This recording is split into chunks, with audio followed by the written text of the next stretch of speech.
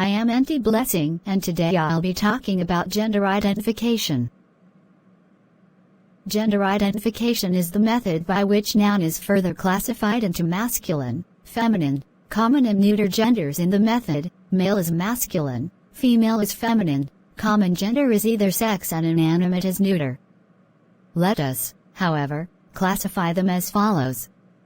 For human beings, man, woman, bridegroom, bride, bachelor, spinster, lad, lass, uncle, aunt, king, queen, actor, actress, waiter, waitress, brave, squaw, beau, belle, proprietor, proprietrix, poet, poetess, etc. For animals, boar, sow, dog, bitch, ram, ewe, bull, cow, cock, hen, drake, duck, gander, goose, etc.